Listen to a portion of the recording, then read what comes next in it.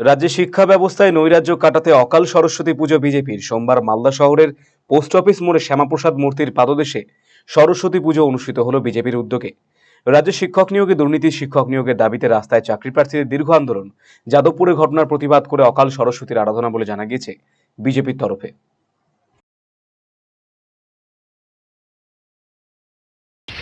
আপনারা দেখেছেন ইতিমধ্যেই যে পশ্চিমবঙ্গের প্রাক্তন শিক্ষামন্ত্রী তিনি জেলে আছেন বিভিন্ন কারণে।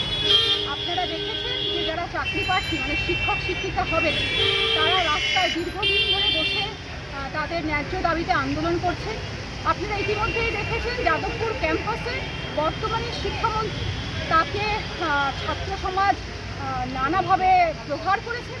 আপনারা ইতিমধ্যেই দেখেছেন শিক্ষামন্ত্রী নিজের প্রাণ বাঁচানোর জন্য ছাত্রর মাথার উপর দিয়ে গাড়ি চালিয়ে নিয়ে চলে গেছে। পশ্চিমবঙ্গের মানুষ এগুলো দিনের পর দিন দেখছে। এটা কোনো সুস্থ শিক্ষা ব্যবস্থা নয়।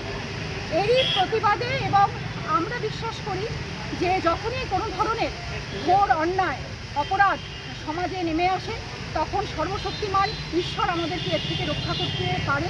ঠিক যেভাবে শ্রীরামচন্দ্র রাবণ বধের সময় অকাল মা দুর্গার পুজো করেছিলেন, সেভাবেই পশ্চিমবঙ্গের শিক্ষা ব্যবস্থাকে আমরা সুস্থ শিক্ষা ব্যবস্থা প্রতিষ্ঠা করার এই দাবি নিয়ে আজ মা সরস্বতীর কাছে আশীর্বাদ চাওয়ার জন্য আমরা আমাদের এই পুজো করলাম।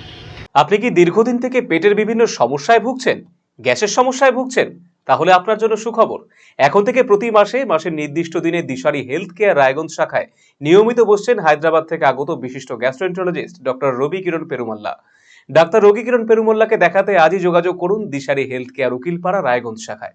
যোগাযোগ করুন 7477785509, 7477785512 এই নম্বরে।